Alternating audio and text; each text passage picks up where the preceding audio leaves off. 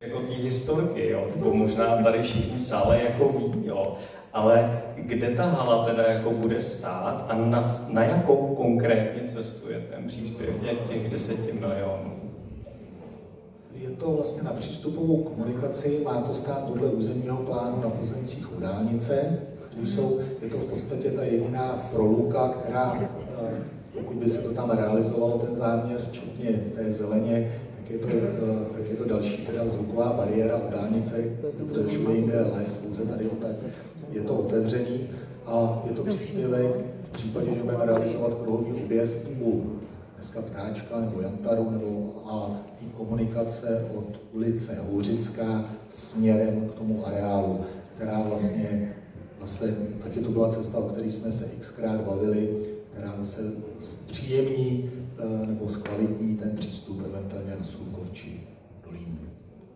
No já teda se omlouvám, ještě si dovolím zareagovat, takže je to ta prostora, nebo to jsou to ty pozemky, které byly opatřeny tou zavážkou, tím skládkováním, který tam probíhalo v těch posledních letech, je to tak. Je to teda ten šedý obdělník, který jsem se tady při nějakém zastupitelstvu ptal, jste říkal, že ještě nevíte, co to bude, tak to je ono teda.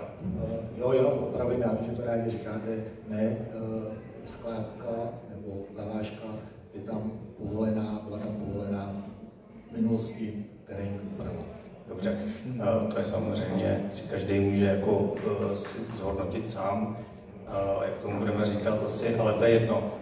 Já jenom, a ještě si taky vzpomínám, jako, já bohužel si ještě některé věci pamatuju, jo, protože už to tak třeba nebude, ale já si pamatuju období, kdy na té cestě bylo to bahno a já jsem se tam s dětma, kteří byli ještě jako poměrně malí, jako proděl jako s těma jejich malýma kolečkama a tenkrát jsem tady jako vykřikoval nějaké věci, protože to prostě není možné, aby takováhle cesta tady jako na katastru obce Vipnice byla v takovémhle stavu.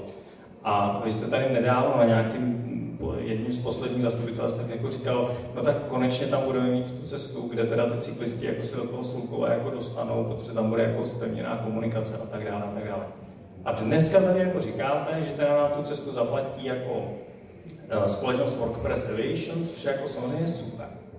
Ale já si teďka jako zamýšlím nad tím, jestli teda až tam pojede nějaký ten tatínek nebo maminka s těma malýma dětma, tak jestli jako bylo horší to, že tam bylo to bahno a bořil jsem se tam do toho bahna, nebo je horší to, že tam pojedu s těma dětma, nebo já teda už asi ne, ale někdo jiný, a budou tam jezdit ty nákladáky jako po té stejné cestě.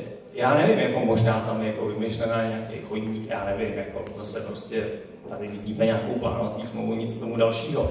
Ale vlastně nevím, já nechci říkat, jsem proti halám jako v katastru obce Vejprnice, to je takový jako paušální vyjádření.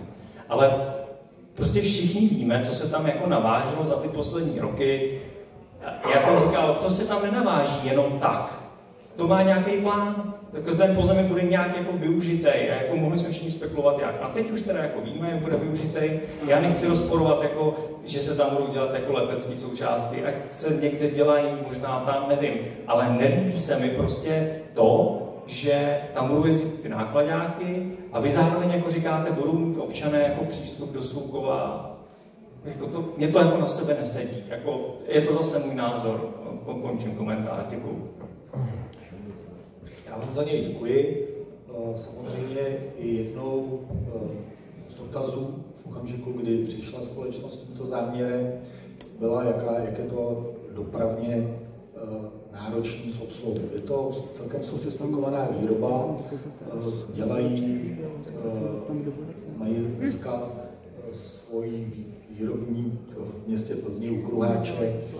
Jestli víte, možná byste viděl, že ten provoz těch nákladňáků je tam minimální. Oni dělají ty výrobky, které zásobují dodávkami nebo odváží dodávkami. Samozřejmě tam bude nějaký pohyb zaměstnanců, pravděpodobně i autama nebo na kolech, to je druhá věc. Ale ten provoz, kromě teda asi v rámci té výstavby, kdy tam určitě nějaká těžká technika jezdit bude, je minimální oproti jiným logistickým a jiným centrem. Mají poměrně i sofistikovaný vývoj vlastních výrobků.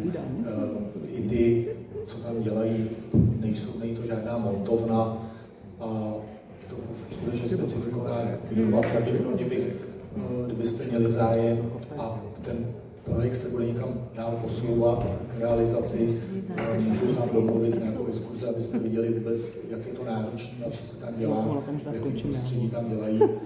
Myslím si, že by to bylo na snadě a určitě by to bylo možné, pokud byste o to zájem měli, asi ne do Vánoc, ale někdy třeba před tím příštím jednáním zastupitelstva, abyste se s tím mohli seznámit. Určitě jsem schopen to domluvit. Pan Filipčík. Děkuji za slovo. Já tady za tu dobu, co tady tu smlouvu teď máme na stole, tak jsem už tedy stačil tady přečíst, že příjezdová komunikace v odstavci 2, článek 2, příjezdová komunikace nahradí stávající místní sklidněné účelové komunikace a komunikace pro pěší. Takže to je odpověď na tvou otázku, Honzo, ohledně těch dětí. To už tam nebudou, tam už budou jenom ty komunikace pro ty auta.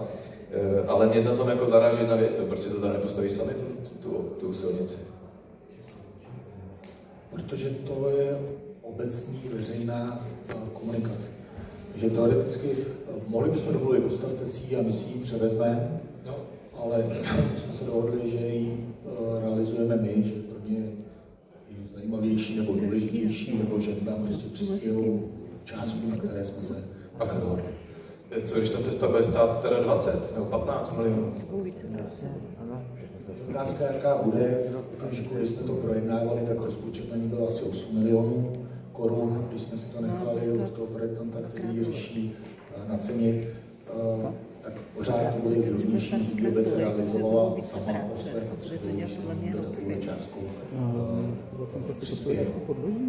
No, takhle, mně to připadá zase se vracím k tomu rozpočtu, zase se vracíme tady k tomu úvěru.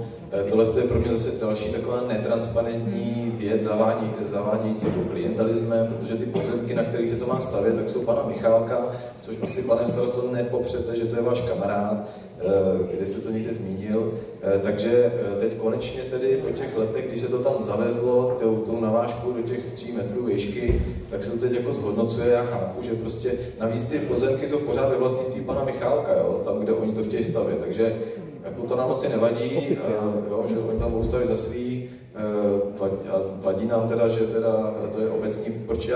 Proč si to nepostaví sami tu silnici za svoje peníze, teda dáme jim pravou stavby, ať si to postaví sami, ať si to tam vybudujou a ať nás prostě nezatěžujou tady nějakou stavbou, kterou zase obec bude platit, obec to zase bude organizovat, jo, a jako já si také nepředstavuji vůbec jako péči řádného hospodáře, jo, jako takhle hospodařit s našimi daněmi, jo. Chtějí tam udělat záměr, chtějí tam udělat peníze, tak ať se to tam postaví, ať si tu cestu postaví. Proč my bychom to měli jako zajišťovat tady jakkoliv? Děkuju.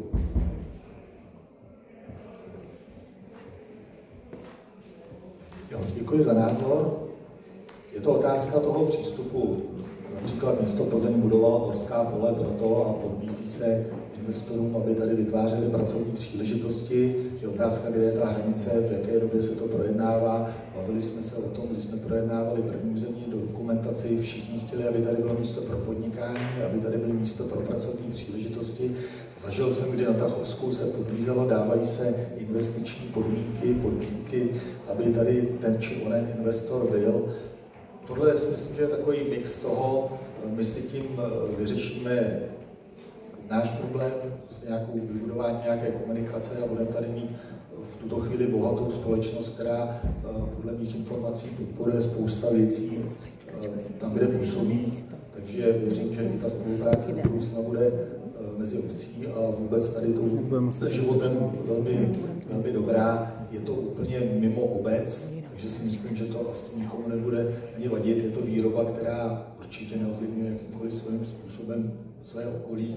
Jak říkám, nabízím, že tam domluvili, abyste se na to podívali a nevidím na to nic transparentního. Projednáváme to tady na veřejném zastupitelstvu, jakou dohodu mají s vlastníkem pozemku, je jejich věc, jak oni to budou řešit. To si myslím, že nám ani do toho nepřísluší zasahovat.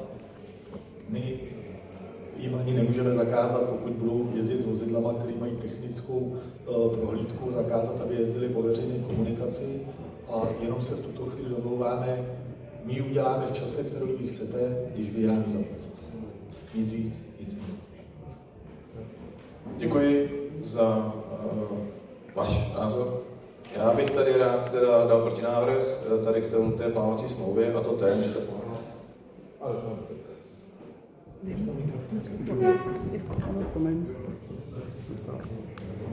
Jo. Poprosil příště to nabíjte, protože to tady bylo blikalo celou dobu od začátku už. Já bych teda dal protinávrh, a to ten, že ta plánovací smlouva by se měla týkat pouze toho, že obec umožní, dá právo stavby té společnosti na tu silnici bez jakéhokoliv finančního příspěvku. Děkuji. Děkuji. Další do diskuze se nehlásí. Nechám tedy hlasovat o protinávrhu, který tady předložil pan Filipčík. Kdo je pro protinávrh? Žádám vás o hlasování. 4. Kdo je proti? 0. Zdržel se hlasování. 14. Nebo vy jste zdrželi, takže 14. Takže nechám hlasovat o původním návrhu, kde je pro, abychom uzavřeli plánovací smlouvu, která je předmětem toho navrženého usnesení. Žádám vás o hlasování. Kdo je pro? 10 pro. Kdo je proti? 8. Tím jsme všichni, takže nikdo se nezdržel. Konstatuji, že tento návrh jsme schválili. Tím se dostáváme do bodu různé.